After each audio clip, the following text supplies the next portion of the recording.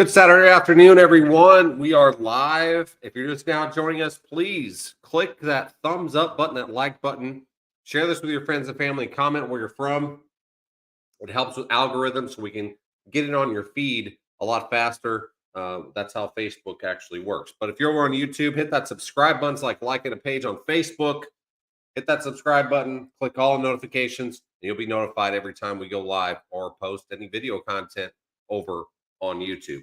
We have hurricane warnings just issued at 4 p.m. by the National Hurricane Center. We're going to go over all the latest information, including where the hurricane warnings are. Still hurricane watches up. There's tropical storm warnings up now. And where is this thing going to go as it goes inland as well? Because there's going to be a lot of rainfall and flooding as we go throughout early in the week to midweek in regards to Beryl. All right, so let's take a look at the latest. All right, here is the latest as of the 4 p.m. advisory. Let me get this banner off here so you guys see what's going on. All right, so we saw the tropical storm. It's just now starting to get its act together. I think overnight tonight is when it really starts winding up, and we could be dealing with a hurricane as we go into tomorrow. By tomorrow afternoon, the National Hurricane Center is thinking by 1 p.m. tomorrow that there's going to be a hurricane on our hands. I think that's doable. A lot of times these things really get their act together overnight, and then when you wake up in the morning, you're kind of surprised. All right, so the newest advisory here, we have tropical storm Beryl here. Maximum sustained winds at 60 miles per hour. The pressures are coming down. It's down to 997 millibars. So it was up to over 1,000 a little bit ago, but now it's really starting to rev up. And I'll show you the satellite picture here in just a second. It is 385 miles southeast of Corpus Christi, Texas. That's where the center is as of 4 o'clock. Hurricane and storm surge warnings were issued as of 4 o'clock across parts of coastal Texas. Hurricane warning is now in effect for the Texas coast from Baffin Bay northward to Sargent as of 4 p.m. A tropical storm warning is now in effect for Texas coast north of Sargent to High Island.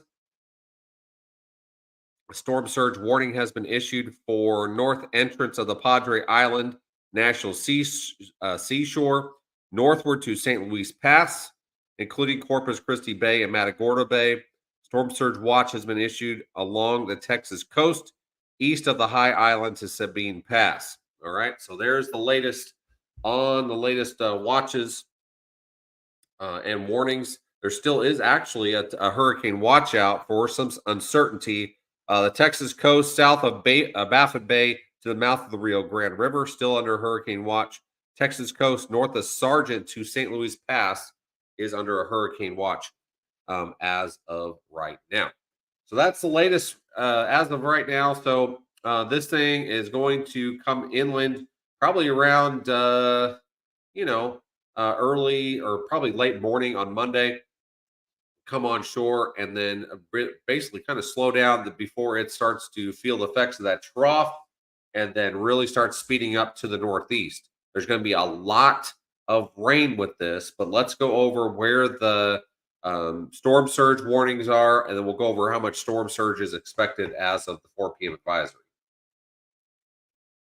All right, just going over the storm surge watches and warnings. Watches from Brownsville basically up towards Corpus Christi, then Corpus Christi all the way up to, I believe, St. Louis Pass, and then watches up for the bay here, just southeast of Houston as well, and then up just south of Beaumont, just along the Gulf Coast. Let's look at how much surge we're expecting across the area. All right, the peak storm surge forecast has been updated. So basically from the mouth of the Rio Grande up to the north entrance of Padre Island, 2 to 4 feet of storm surge is above normal dry ground, basically on the shores here, 2 to 4 feet. And then from the north entrance of Padre Island up to Mesquite Bay, 3 to 5 feet. This is including Corpus Christi Bay, 3 to 5 feet storm surge. And if this happens, like I said, during a high tide, that's very bad news across this area. So from Mesquite Bay all the way to Sargent, including Matagorda Bay, talking 4 to 6 feet of surge. Sargent to St. Louis Pass, 3 to 5 feet. And then St. Louis Pass to Sabine Pass over here, 2 to 4 feet of surge is possible, including Galveston Bay, 2 to 4 feet. And over towards Louisiana, I've been trying to talk to you guys that there's going to be water rises even over towards Louisiana. So Sabine Pass over towards Cameron, you're going to have a storm surge of 1 to 3 feet possible over there in southwest Louisiana. You're probably wondering how long you have to get your prep done. I know there's been some thunderstorms around the area even as well ahead of this system. So you need to be rushing to completion on your hurricane prep and getting your house in order and getting all the necessities that you need. Please listen to your emergency and local officials in case there is evacuations as well. So this is the earliest, probably the most likely arrival time of tropical storm winds along the coast here. Basically, the far southern Texas towards the Rio Grande. We're talking probably tomorrow afternoon around 2 o'clock along the coast. And then as you head towards the evening, conditions are going to deteriorate pretty rapidly. And we're thinking the National Hurricane Center is thinking Sunday at about 8 o'clock, they're going to be basically just offshore of the southeast Texas coast here. So anywhere after 8 o'clock tomorrow, it's going to be the conditions are really going to start going downhill for parts of Texas here. All right, on top of the basically the salt water, the surge flooding that's going to come into the coast. Now we're going to have to talk about freshwater flooding, which is a huge part of tracking hurricanes and tropical systems that come inland. So basically, anywhere in that dark orange here that's coming into the coast here, just west or just east of San Antonio, just west of Houston, talking probably 8 to 12 feet of rain, or to 8 to 12. My goodness, 8 inches, 8 to 12 inches of rain for parts of that area. Then, if you get in the lower shade of orange here, we're talking 6 to 8 inches, and we're talking 6 to 8 inches all the way up towards northeastern parts of Texas into southwestern parts of Arkansas, even.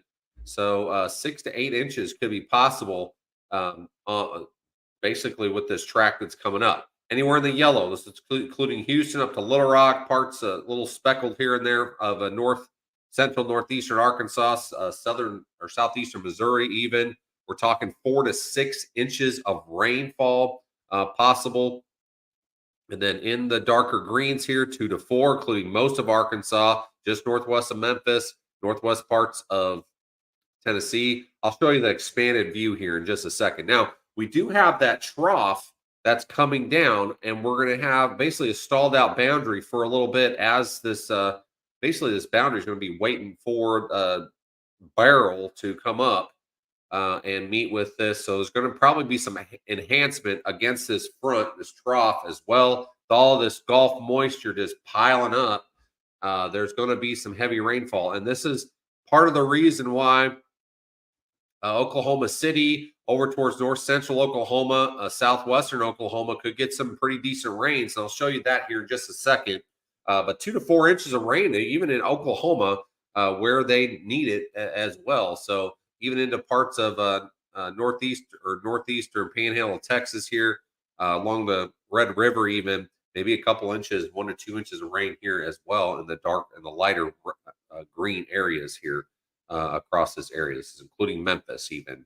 Okay. All right. Let me broaden it out here so I can show you what's going on. All right, here's a more detailed map from the Weather Prediction Center. You can see a big swath of 4 to 8, possibly locally 10 inches to a foot of rain coming across the coast of Texas, coming up towards northeastern parts of Texas, up towards just basically right around Hot Springs, Arkansas, probably 6 to 10 inches, but locally a foot of rain possible, especially in this corridor. This will be refined if the track moves just a little bit here and there, but the track's really starting to get honed in here over the next 24 hours or so. So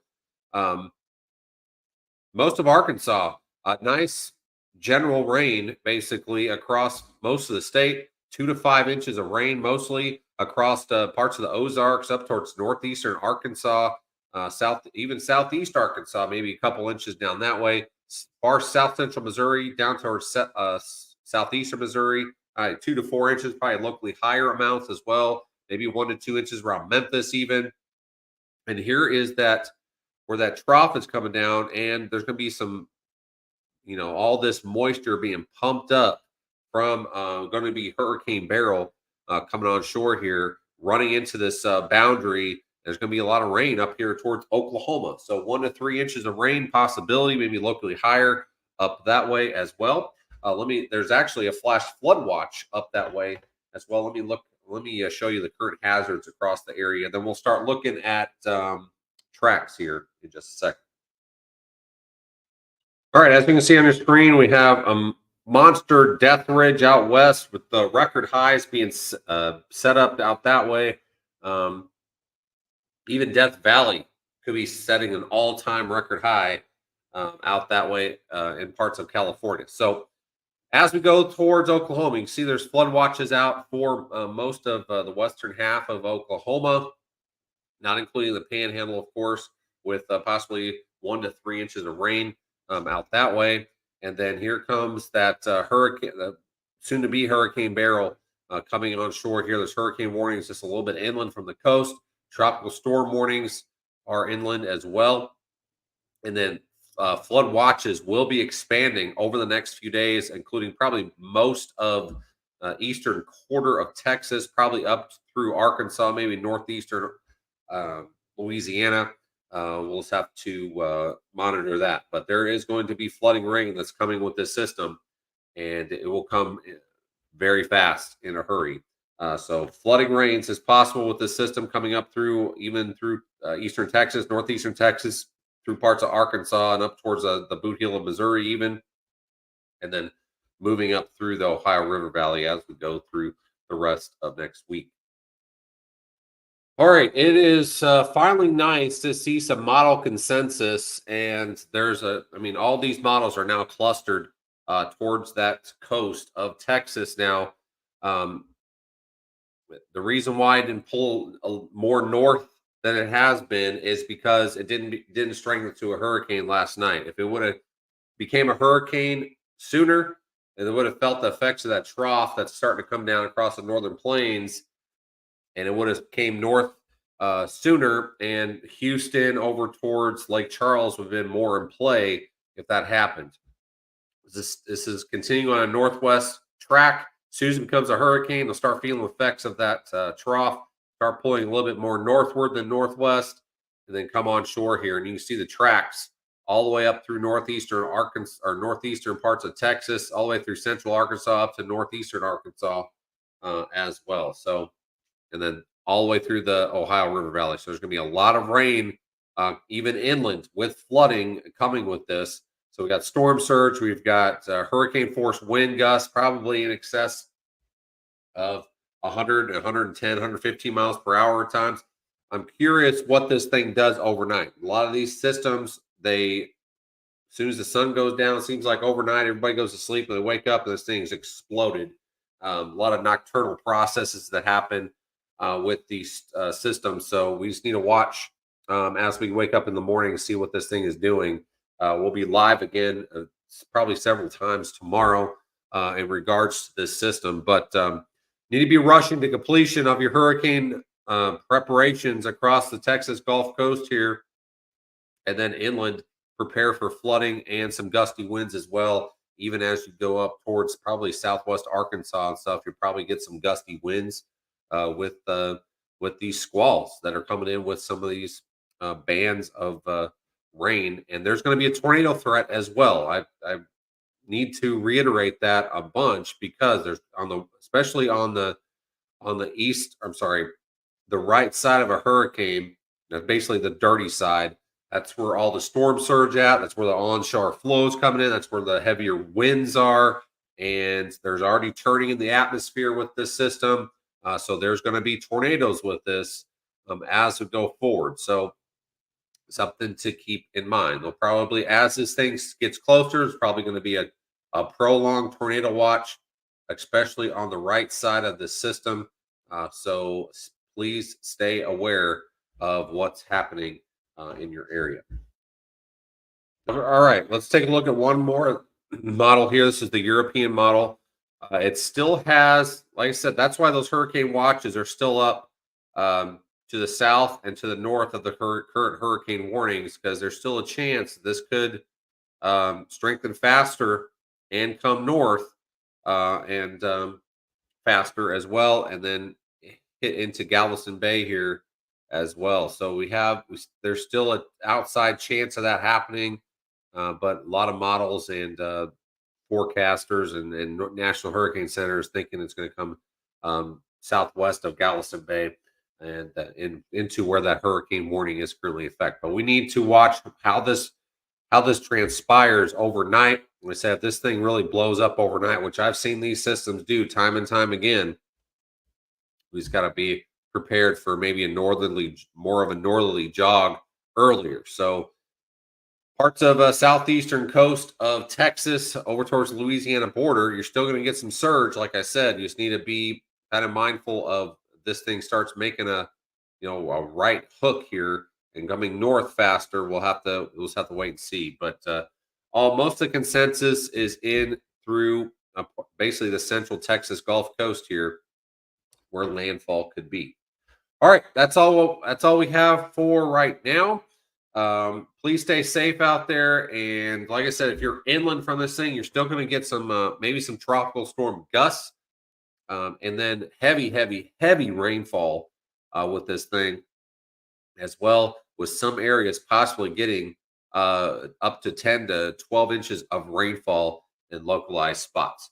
All right, thank you so much for watching. Stay safe out there, and need to rush to completion all your hurricane prep across the Texas Gulf Coast, because the conditions will start going downhill as the day goes on tomorrow. All right, have a great evening, everyone. We will keep you updated on Facebook.